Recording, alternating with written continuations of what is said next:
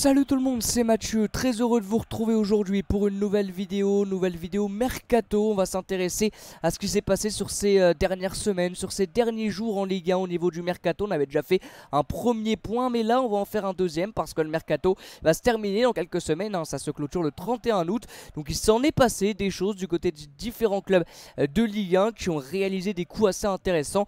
Et on va parler donc dans cette vidéo des derniers coups qui ont été réalisés par les différents clubs de Ligue 1. On commence donc tout de suite les amis par l'arrivée du côté du Racing Club de Strasbourg de Sékou Mara, lui l'ancien joueur de Southampton et des Girondins de Bordeaux. C'est là où la Ligue 1 a commencé à connaître un petit peu Sékou Mara, même si il n'a pas eu énormément de temps de jeu hein, quand il était du côté de Bordeaux. C'est surtout en fin de saison, lors de la dernière saison des Bordelais en Ligue 1 où il avait marqué des buts, il avait été décisif, il avait été intéressant, et ensuite il est parti du côté de Southampton pour permettre à Bordeaux de renflouer les caisses.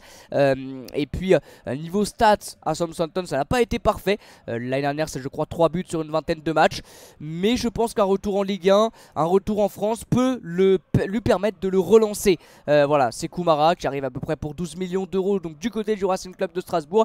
C'est une arrivée très intelligente du côté des Alsaciens d'avoir été chercher l'ancien joueur de Bordeaux, Sékou Mara, qui est vraiment un joueur que j'aimais bien quand il était du côté de Bordeaux, que j'ai perdu un petit peu de vue comme beaucoup je pense quand il est parti du côté de Southampton, que je n'ai pas trop suivi. Là je viens de voir ses stats, c'était pas parfait, mais c'est un joueur qui a vraiment beaucoup de talent, qui est jeune hein. Il est très jeune, il a seulement 22 ans, il vient remplacer numériquement un Kevin Gamero qui est parti. Un duo avec Emmanuel Lemega peut être intéressant si on arrive à trouver une complémentarité entre ces deux joueurs, et moi je trouve que c'est très intelligent de la part du Racing Club de Strasbourg d'avoir été chercher Sékou Mara, parce que c'est un très bon joueur, qui est jeune, qui avait déjà montré des belles choses en Ligue 1 avec Bordeaux mais qui n'avait vraiment pas eu le temps de montrer tout son potentiel, qui n'a pas malheureusement explosé avec Southampton. Et ce retour en Ligue 1 à Strasbourg, c'est un bon club en plus pour essayer de remonter un petit peu les échelons, et bah je pense que ça peut lui faire du bien, et pour Strasbourg aussi ça peut être intéressant. Et au niveau des commentaires que j'ai vus sur les derniers réseaux sociaux, enfin sur les différents réseaux sociaux, je trouve que les supporters strasbourgeois sont plutôt satisfaits et contents du mercato et contents de l'arrivée de Sékou Mara. Ensuite l'arrivée de Gabriel Moscardo du côté du Stade de Reims, celui qui est arrivé l'année dernière au Paris Saint-Germain, qui n'a pas joué à cause d'une blessure je crois. Gabriel Moscardo, défenseur central très jeune de 18 ans, d'1m85, qui est alors il est plutôt il peut jouer en défense centrale et au milieu de terrain, donc c'est un joueur assez polyvalent hein, voilà, milieu défensif ou défense centrale. Il peut jouer en 6 et en numéro 4 ou en numéro 5 en défense centrale. C'est un joueur qu'on n'a pas vu bien évidemment l'année dernière en Ligue 1, mais s'il a intéressé le Paris Saint-Germain, c'est qu'il a du talent, qu'il a vraiment du talent. C'est un joueur qui est assez polyvalent, qui arrive en prêt en plus du côté du Stade de Reims, et puis je pense que ça va dans les deux sens. Ça va pour le joueur et pour le club. Pour le club, tu récupères un bon défenseur, assez jeune, assez grand, et qui est assez polyvalent pour remplacer. Ils essayent hein, de remplacer Younes Abdelhamid, ça va être compliqué mais ils essayent. Et puis pour le joueur aussi, pour Gabriel Moscardo, bien sûr ça va être intéressant parce qu'il n'aurait pas eu beaucoup de temps de jeu avec le Paris Saint-Germain cette année, en défense centrale ou même au milieu de terrain. Il en aurait un petit peu, mais là il en aura beaucoup plus avec Reims, donc il va pouvoir vraiment prendre la température de la Ligue 1, du championnat dans lequel il va peut-être évoluer encore l'année prochaine avec le Paris Saint-Germain. Donc ça peut être intéressant pour lui. Donc j'ai hâte de voir Moscardo avec Reims, mais c'est plutôt un bon pari côté Rémois d'avoir été le chercher. En plus c'est un prêt, donc ça leur a rien coûté. Jordan Tézé, ça aussi c'est intelligent, hein. Ça aussi c'est intelligent de la part de AS Monaco, qui travaille très bien au niveau de son mercato. Il faut, parce qu'ils ont perdu de sacrés joueurs comme Camara et puis Wissam Ben Yedder. Et Jordan Tézé donc qui arrive, 24 ans, c'est un néerlandais d'1m83, qui est un latéral droit, qui peut également jouer en défense centrale. C'est un joueur assez rapide, qui multiplie les efforts, qui mouille le maillot sur le côté. C'est un gars qui a déjà des caps avec les Pays-Bas, hein, 4 matchs du côté néerlandais avec la sélection néerlandaise. C'est un très bon joueur qui avait été bon avec le PSV Eindhoven. Je crois qu'il était titulaire indiscutable hein, si je dis pas de bêtises, il était titulaire indiscutable du côté du championnat néerlandais avec le PSV Eindhoven. C'est un joueur quand même voilà, qu'on connaît en tout cas de nom, Jordan Tézé hein, bien évidemment. Il n'est pas inconnu au bataillon, et je trouve que c'est encore une fois un bon coup de l'AS Monaco qui fait vraiment un bon mercato hein. Je trouve vraiment que c'est très intéressant le mercato réalisé par Monaco depuis le début. Ensuite on va parler un petit peu d'Aris Belkebla, voilà, qu'on connaît, qui était du côté de Brest, qui a 30 ans. Bon il vient pas de Brest hein, il vient du Aude Club. Il arrive à Angers, transfert libre. Angers qui a été chercher des joueurs qui connaissent bien la Ligue 1. Jim Alevigna, ils ont été chercher un gars de Strasbourg également au milieu de terrain. Aris Belkebla, donc qui connaît bien la Ligue 1, d'où son passage à Brest, enfin avec son passage à Brest, qui était apprécié par les supporters brestois, qui est un joueur qui a une bonne qualité de passe courte, passe longue, qui également peut finir les actions. Donc c'est plutôt intéressant de la part d'Angers d'avoir été le chercher. Angers sur son mercato, c'est vraiment de l'expérience. Ils veulent de l'expérience au niveau de l'âge et au niveau aussi du fait de connaître la Ligue 1, de connaître le championnat de France. Et Aris Belkebla bien sûr en fait partie.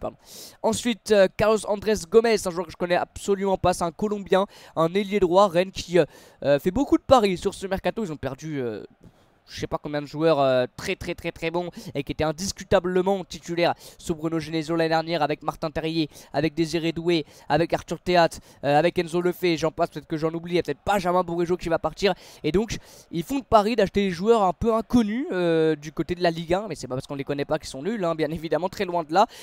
Grönbeck par exemple est arrivé, Meister également qui a marqué contre l'Olympique Lyonnais, et donc Carlos Andrés Gomes qui est un jeune Colombien d'1m70, un petit joueur virevoltant, qui mouille le maillot, qui ne re-signe pas à l'effort, qui multiplie les efforts, qui est un ailier donc. Et c'est un joueur, je crois, rapide, technique et qui est très bon aussi dans la finition, hein. L'année dernière, bon, c'est en MLS bien évidemment, mais c'est quand même des stats très intéressantes. 23 matchs, 13 buts, 7 passes décisives pour Carlos Andrés Gomes. J'ai hâte de voir ce joueur, j'espère qu'il sera présent contre l'Olympique Lyonnais. Donc non, ça peut être pas mal, vraiment, en tout cas sur ses stats et sur son style de jeu, sur son profil. J'ai envie de voir Carlos Andrés Gomes, parce que ça a vraiment d'être intéressant. Désiré Doué, bien sûr, qui part du côté du Paris Saint-Germain pour 50 millions d'euros. C'est le dernier très gros coup, je pense, là de ce mercato sur les dernières arrivées. Le Paris Saint-Germain le voulait, ils l'ont eu. J'espère que ça va ressembler à un Bradley Barcola, parce qu'on se rappelle, Bradley Barcola, on disait, enfin en tout cas personnellement moi je pensais que c'était un peu trop vite pour sa part d'aller du côté du PSG. Pour moi il n'allait pas beaucoup jouer, il allait avoir une place sur le banc, et non, il a joué. Luis Enrique lui a fait confiance et c'est aujourd'hui l'un des meilleurs attaquants du Paris Saint-Germain, Bradley Barcola. Et Désiré Doué, j'espère, va en faire partie. C'est un joueur qui a un talent monstre, il a un potentiel exceptionnel, il a que 19 ans, il a fait une deuxième partie de saison l'année dernière avec Rennes incroyable, même si sur le plan collectif Rennes ça n'a pas été exceptionnel avec une, je sais plus, une 9ème, 10ème place.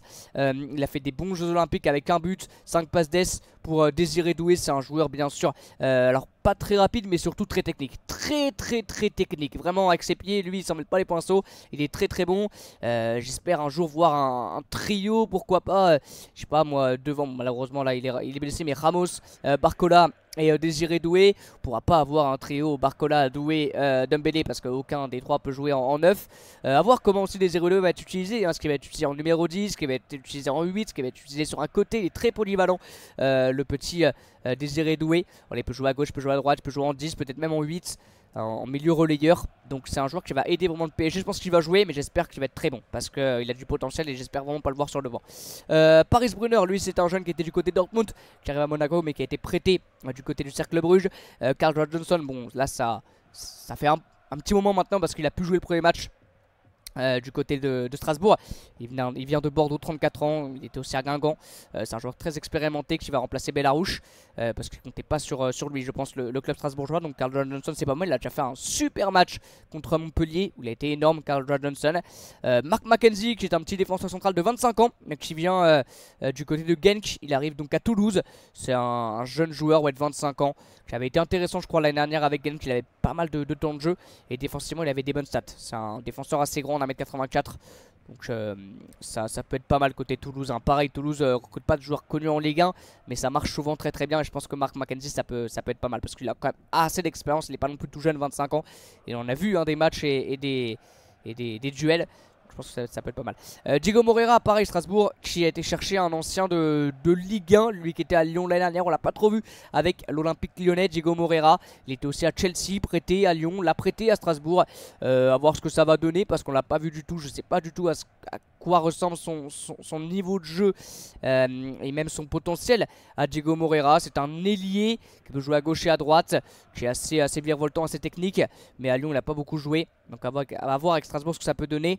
Mais voilà, pourquoi pas Emmanuel Lemega, Diego Moreira et puis c'est Kumara, hein, comme trio offensif du côté de Strasbourg. Bon, il y a aussi Dylan Bakwa, mais ça pourrait être intéressant. Offensivement, ils ont des bons joueurs quand même, Strasbourg. Sur le papier, c'est intéressant. Ensuite, Romain Fèvre aussi. Romain Fèvre qui revient du côté de Brest, ça c'est pas mal. 26 ans, le milieu de terrain, qui était du côté de Bournemouth. Il revient à Brest, ils en avaient besoin les Brestois hein, d'un joueur comme lui, bien évidemment. J'espère qu'il va trouver une régularité dans ses performances, dans son jeu. Romain Fèvre, c'est ça qui lui faisait un peu défaut quand il était à Brest. Romain Fèvre, très bon joueur, il avait été passé du côté de l'Olympique Lyonnais aussi, si je dis pas de bêtises. Ça n'avait pas trop marché, ouais, Lorient. Lorient, bah, c'était l'année dernière, hein, tout simplement du côté de Lorient. Et puis il avait été à Lyon, ouais, Bournemouth ça n'a pas trop fonctionné, il revient à Brest dans son club où il avait un peu explosé. On va voir ce que ça va donner, mais ils en ont besoin d'un joueur comme ça qui sait donner les ballons, qui a une bonne qualité de passe courte, passe longue, ça peut être vraiment pas mal. Ensuite on peut parler de quoi d'autre, je crois que c'est tout hein. Je crois que c'est tout, ouais. Félix Le Maréchal aussi du côté de l'AS Monaco qui part à Strasbourg pour 6 millions. Strasbourg qui va chercher beaucoup de jeunes joueurs, hein. 21 ans, on n'avait pas trop vu Félix Le Maréchal avec l'AS Monaco l'année dernière. Mais c'est un joueur qui a un énorme potentiel milieu offensif. Il peut également jouer un petit peu plus bas en numéro 6 à la récupération, Félix Le Maréchal. Donc je l'ai vu un petit peu jouer par-ci par-là parce qu'il n'a pas beaucoup joué avec Monaco l'année dernière qu'en sortie de banc. Je trouve que c'est plutôt un bon joueur. C'est un bon joueur qui a 21 ans, très jeune.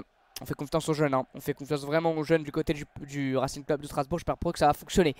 Voilà les amis, voilà pour le petit point mercato de cette vidéo. Le deuxième point mercato depuis le début des transferts en Ligue 1. J'espère en tout cas que ça vous aura plu. N'hésitez pas à vous dans l'espace commentaire à me donner vos gros coups de ce mercato actuel du côté de la Ligue 1. On fera un dernier point mercato, ce sera le tout dernier quand tout sera terminé. Et on verra quel club, quelle équipe a réalisé le meilleur mercato. En tout cas, personnellement, bien évidemment. Allez, merci beaucoup d'avoir suivi cette vidéo. À très bientôt pour de nouveaux lives et de nouvelles vidéos. A bientôt les amis et ciao.